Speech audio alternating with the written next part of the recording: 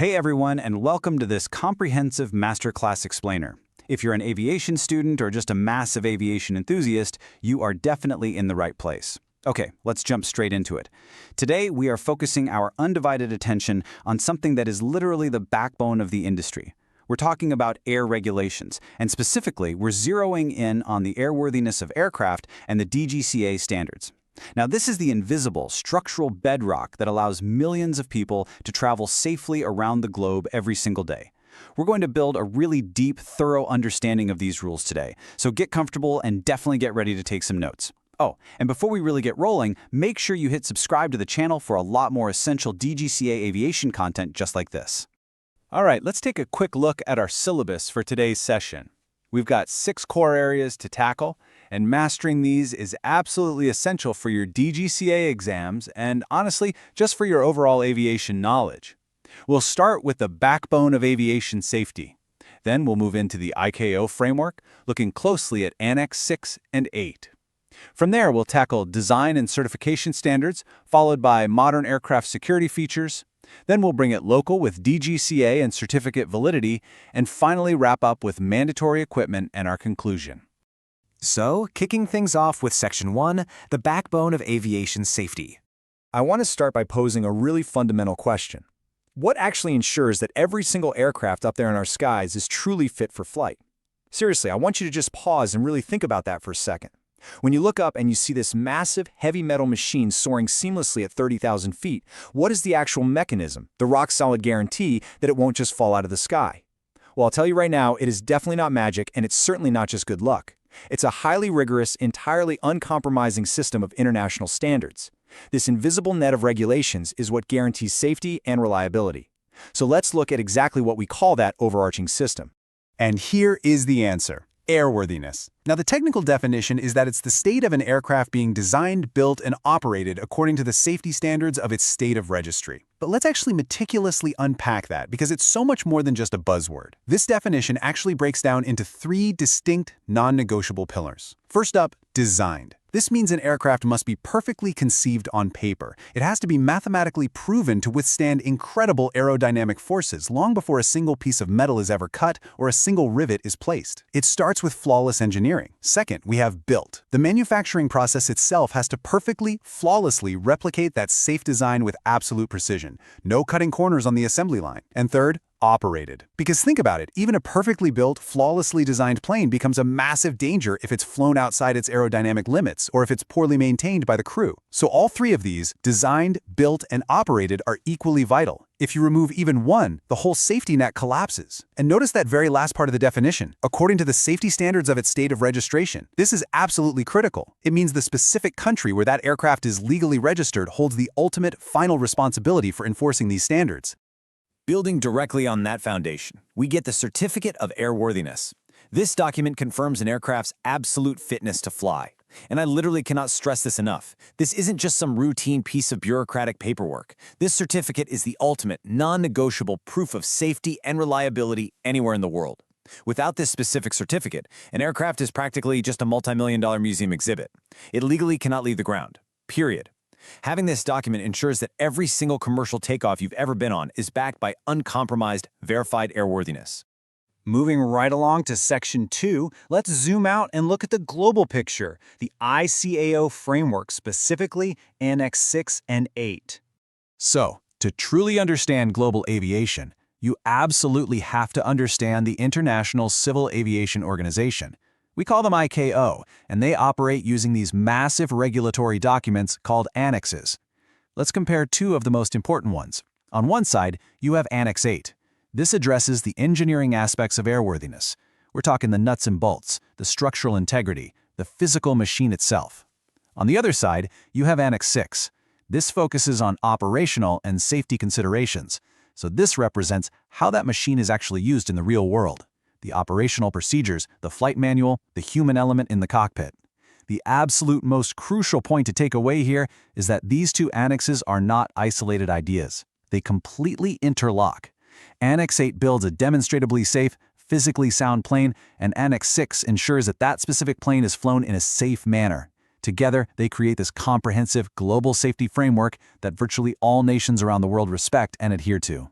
Now, because aviation is inherently an international endeavor, planes cross borders all the time, right?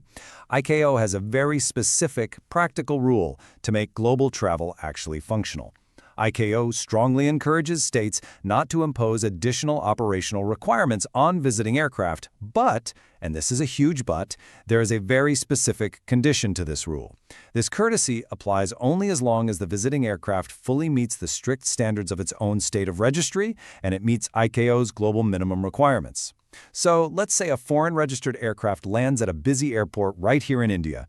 The DGCA isn't going to force that crew to jump through a completely new, redundant set of local bureaucratic hoops, provided that the visiting aircraft has already proven it meets its home country's strict standards and the baseline ICAO rules. This kind of mutual regulated trust is exactly what facilitates the seamless international travel we all rely on. And that brilliantly illustrates the delicate balance of jurisdictional boundaries in global aviation. You see, while ICAO sets the international minimum standards, basically creating this universal global baseline that everyone absolutely must follow, individual states still retain their ultimate sovereign authority. They have the power to develop or adopt detailed airworthiness codes that are perfectly tailored to their own specific local needs. For instance, if a state has incredibly unique environmental factors or highly specific operational challenges, like extreme high-altitude airports, they have the absolute right, and really the obligation, to adapt their local codes to be even more stringent than ICAO's minimums. All right, let's dive into Section 3, Design and Certification Standards. We're getting right into the technical blueprint phase now. So before a single specific aircraft gets its individual certificate of airworthiness that we talked about earlier, the entire master model of that aircraft family has to be approved first. And that brings us to the type certificate. As the definition lays out, this is the official approval granted by the state of design when an aircraft type meets all design-related airworthiness criteria. Let's really unpack the significance of that phrase, state of design. If a brand new aircraft model is originally designed in a specific country, that country's aviation authority has to rigorously scrutinize every single blueprint, every stress test, every simulation. Earning this foundational official approval signifies that the fundamental base design of that aircraft family is mathematically and practically safe. It's the ultimate green light for the design itself. Now, I want you to pay very, very close attention to this next number. Grab your highlighters because you need to memorize this threshold. 5,700 kilograms. Let me say that one more time so it sticks. 5,700 kilograms. It's a critical threshold. The current comprehensive airworthiness standards that we are discussing under these specific ICAO annexes apply specifically to multi-engine airplanes over 5,700 kilograms. Again, that's multi-engine airplanes over 5,700 kilograms. Make sure you lock that exact figure into your memory, especially for your DGCA exams. It comes up all the time.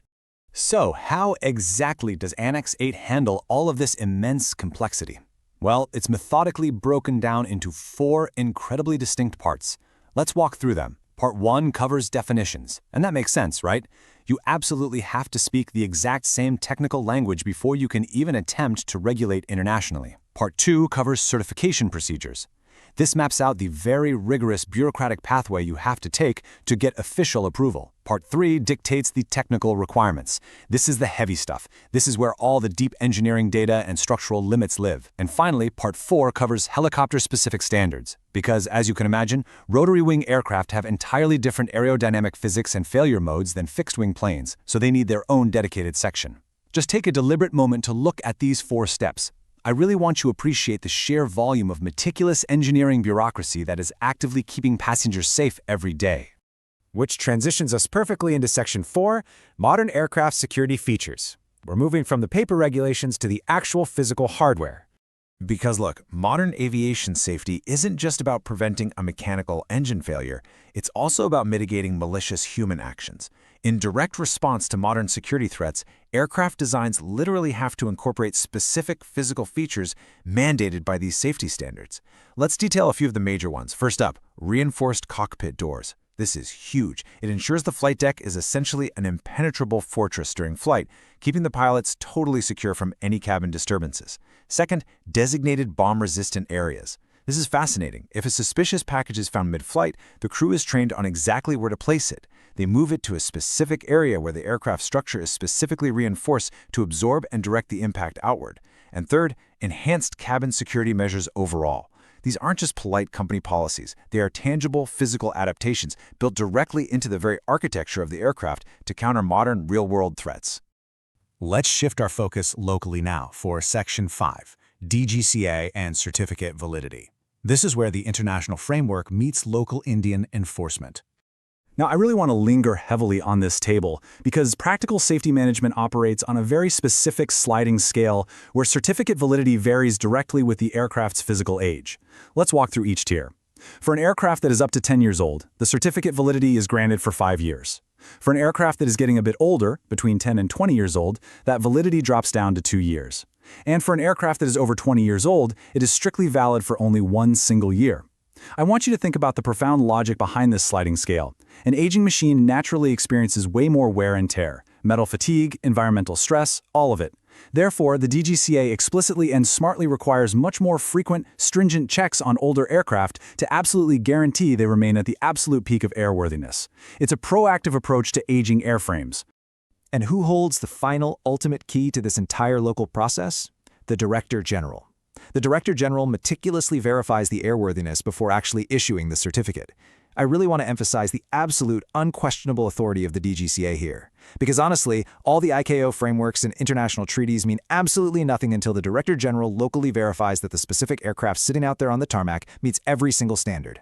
No aircraft flies in India without this final local verification, period. However, and this is crucial, you must remember that holding this certificate is a privilege. It is not a right. And the DGCA has absolute authority to take it away in a heartbeat. Let's look at the severe grounds for suspension or cancellation. If an aircraft is found deviating from safety standards, say for example, an operator tries skipping a mandatory scheduled maintenance check, that certificate is immediately suspended or canceled. Or if the aircraft undergoes unauthorized modifications. Even if it's a seemingly minor structural change, if it happens without official DGCA approval, that certificate is gone. The DGCA enforces a strict zero-tolerance policy for cutting corners when human safety is on the line. All right, we are heading into the final stretch of this explainer. Section 6, mandatory equipment and our conclusion. You know, an aircraft can be completely structurally sound, fresh off the assembly line, with a perfectly valid certificate, but it still isn't fully airworthy for a specific operational mission without the correct gear. Aircraft must carry specific, mandatory onboard equipment. Let's read through this list deliberately. First, an up-to-date flight manual. The pilots absolutely must have the current approved operating procedures physically available to them. Second, all necessary flight instruments required for that specific route or weather condition. And third, appropriate communication devices to talk to air traffic control. Basically, a structurally perfect plane cannot legally fly a modern commercial route without these exact operational and communication tools, which must be uniquely tailored for their specific intended operations. Which brings us right to the core thesis of this entire explainer. Adhering to these standards is crucial for ensuring the safety and reliability of aircraft operations worldwide. It's this exact, rigorous combination of overarching global treaties through ICAO combined with the unyielding, meticulous local enforcement by authorities like the DGCA that guarantees uncompromised global aviation safety every single time an aircraft takes to the sky. It's a massive team effort on a global scale. Well, we've touched down at the end of our journey through the complex world of airworthiness. I think our source material wraps it up so perfectly with this thought. Stay curious, stay grounded, clear skies, and safe landings. Before you take off, if you want to truly master these concepts and crush your exams, I strongly urge you to hit that subscribe button right now for more essential DGCA aviation content. Just think about it the next time you're sitting comfortably in a window seat at 30,000 feet. It's not just the massive jet engines keeping you aloft. It's an invisible, ironclad mountain of paperwork, international regulations, and incredibly strict oversight that truly protects you. So next time you board a flight, ask yourself, are you putting your trust just in the machine or in the invisible web of airworthiness that gave it permission to fly? Thanks so much for joining me on this explainer. Make sure to subscribe to the channel for more DGCA